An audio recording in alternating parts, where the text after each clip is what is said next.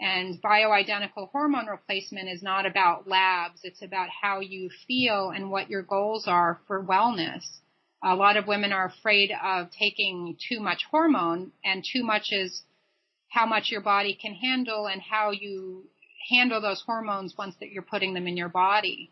So if you're feeling very comfortable at a certain blood level, you don't have any symptoms, and you're functioning as well as you want, that level might be way too high for another person, and it might be way too low for someone else. So if I only go on labs, I'm doing a disservice to the feelings that we're trying to treat.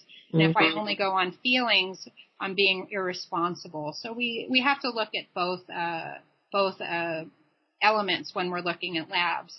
And every person has a different threshold for what makes them feel good. That's a really great answer. I just want to say that. I mean, I think it's so important that it reminds me of homeopathic pharmacists when they ask certain questions. I mean, they just want to know everything about the situation.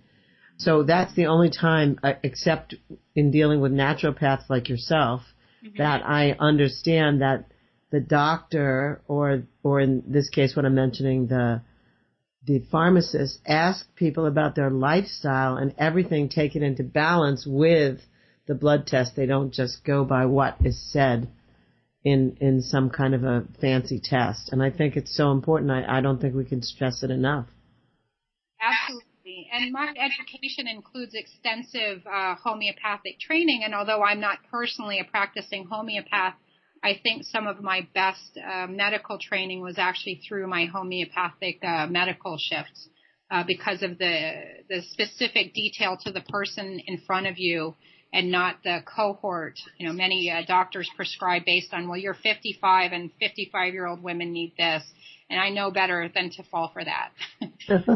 I might know some things that 55 looks like, but I've met women of that age, and some definitely look like they're about 45. They've been on hormone balancing for years. They eat well. They exercise. They don't smoke. They don't drink alcohol. They really take care of themselves. And I've met women who at 55 look like they're about 70 because they stop paying attention to what they put in their body and how they think about themselves for so long that they're aging very rapidly. So what does 55 mean to you? Or 45? What does it mean to you to be vibrant and alive and enjoying where you are? What are your goals for your life? And that is always up to the patient, not to the doctor. So important. Now, Christine, the other day when we were talking, I told you that most of my friends had testosterone pellets or some mix, testosterone with some kind of estrogen pellet or a progesterone pellet or what have you. And I also told you about my journey. I started on drops, and then I went from drops to a pellet, I think. And some of my friends are on creams, but most of them are on pellets. And you said some pretty astonishing things to me, like about what happens if a woman isn't, one, exercising tremendously, and two, isn't exercising sexuality. I want everyone's mouth to drop to the floor as they listen to this show. I really hope that when I interact with my patients that they come out of all of our interviews feeling positive, sex positive, not fearful, and empowered that they can make changes they need to make, whether or not they go on hormones, because hormone replacement doesn't work equally well in all women.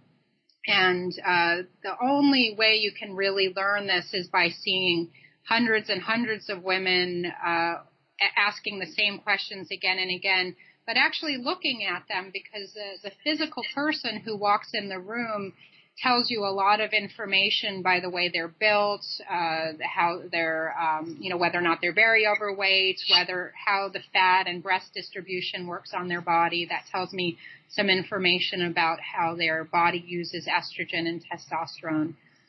You mentioned pellets. Pellets are usually a combination of testosterone and estradiol. If you still have a functioning uterus or a uterus at all, typically the woman is given progesterone. But progesterone is not given in pellets because it's impossible to do that amount. Most people think estradiol is the woman hormone, But if you actually look at the amount of progesterone the woman's body makes compared to estradiol at any time during her reproductive years, typically 100 to 200 times the amount of progesterone to estradiol. And why I be focusing on estradiol so much and not addressing the progesterone at all, that we've done a huge disservice and prescribing too much estradiol without progesterone, bleeding or endometrial overgrowth in postmenopausal women with the uterus. It also leads to loss of memory function and maybe anxiety. So when women go on pellet amount of estrogen, they're maybe getting a huge amount of testosterone, and they may not be in balance with the progesterone because their doctor doesn't prescribe enough for them or doesn't think they need it because they've gone through a procedure like a hysterectomy, which is a shame because the progesterone interacts directly with modifying both the estrogen and testosterone in the body. If your body cannot handle that load that's delivered because it absorbs it and metabolizes it in a way that it can't get it out of the body, it turns into other things. And those other things are other hormones downstream that turn on fat storage switches, or they might express as extra hair growth on the face or acne or loss of hair at the scalp. And that's your body having too much hormone it can't get rid of.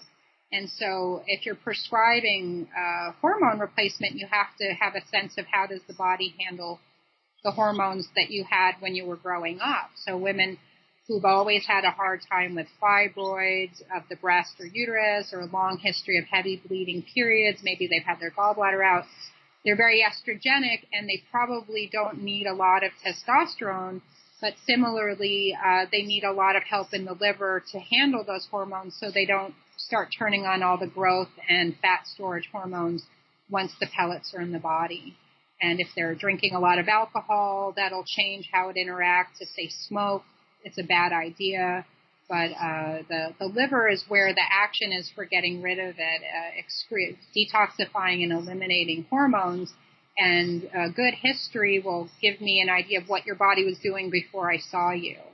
Mm-hmm. And so I think some patients do very well on pellets, but unless you really know what that profile of this does well with pellets, you might be better to try creams or troches. Those are the sublingual, they're not capsules, they're lozenges you break down under the tongue, or capsules. But different hormones react differently in the patient. Oral estrogens and testosterones tend to cause more problems with weight than taking it as a cream. Pellets, it's about 50-50. It depends on, if you tend to put on weight very easily, pellets will probably make you gain more weight more quickly. Troches, some women do just great on them, and some of them get all of the side effects right away. And so why that's important is you can only do what you're willing to do, and if you're not willing to take a cream every day, then creams won't work very well because you're not doing them. But if you believe that the easiest route is putting a pellet in, it's when it's not working anymore and you can't get it out of the body because it takes 4 to 6 months, it's no longer easier. And during that time, you're still suffering from all the side effects you were trying to avoid. Well, I was telling you that somebody very close to me got very belligerent and angry, and I was clear that it was the testosterone.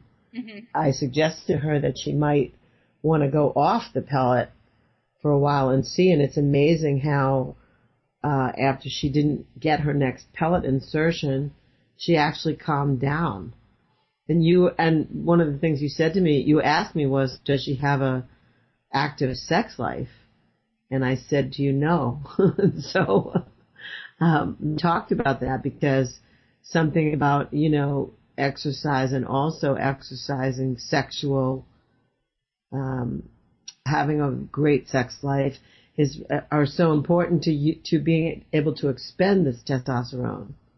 All of the hormones take a lot of effort for your body to make. So if you don't use them, your body isn't going to throw them out. It's going to turn them into something else, and it might be something else you don't want. And with testosterone, it makes muscles and bones really strong, and it can improve your mood and your sense of well-being, and it can make your sex life pretty fantastic if the testosterone's going into your pelvic area.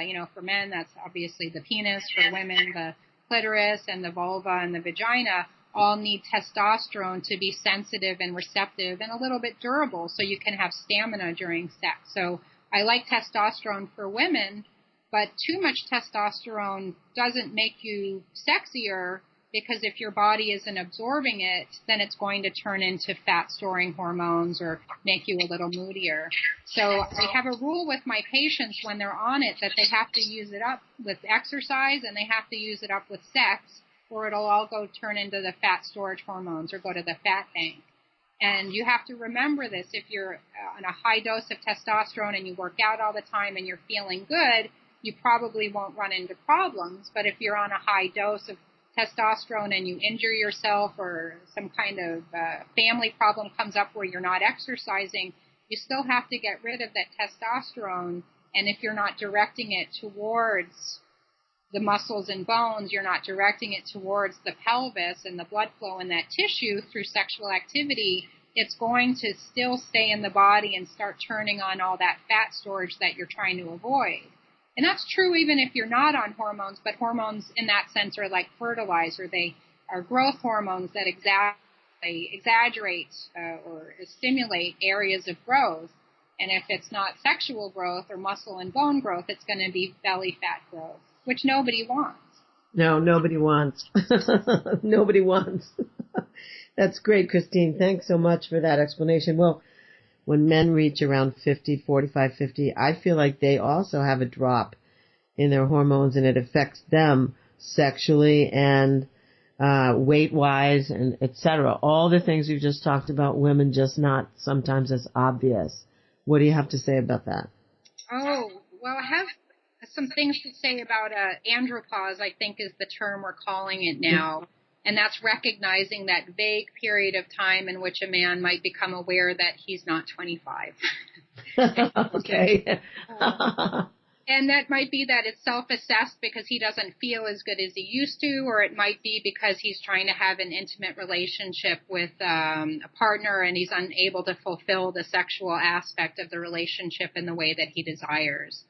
One of the things that, noting not just about women and hormone changes, but even with men and hormone changes, is that most of the patients I'm seeing now in that age range, let's say 40 to 50, 55, most of them are parents. And as people are delaying parenthood into their mid to late 30s, both men and women, a lot of times their stress is related to the fact that they have young children at home. And a man who has no young children at home versus a man with a few young children at home will have vastly different hormone profiles due to lack of sleep, and nurturing children actually can drive testosterone down in a natural way that might not feel good but isn't necessarily pathologic. And when I meet a man who is experiencing the self-assessed, I don't feel like I used to be, I think it's my testosterone, I like to find out what's going on for them as well, because they have more than one hormone, although that might not be the most important hormone to them. And testosterone by far is the most abundant hormone for men when they're at their peak. They do make estradiol, they do make progesterone in smaller amounts, but those amounts are important to their sense of well-being. And they're also important in how much relate to the testosterone. But they have to, once again, they might be working stressful jobs. They might be having a young family that they're trying to raise, which in itself is a stress.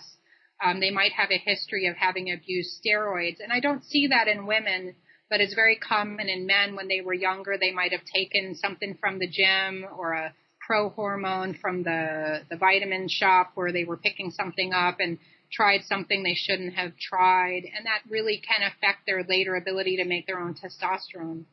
Antidepressants and certain medications can drive testosterone down, particularly if they're in the steroid family, like prednisone. People who have allergies and asthma take a lot of that. That drives down all of the adrenal hormones, drives down testosterone remarkably. And then men are also more likely to have head injuries because of playing sports or being in the armed services. So their testosterone may be low, but all of their hormones may be low because they had a couple concussions or they're getting treated for traumatic brain injury or PTSD from their active duty. And I'm sad to say that that's a huge component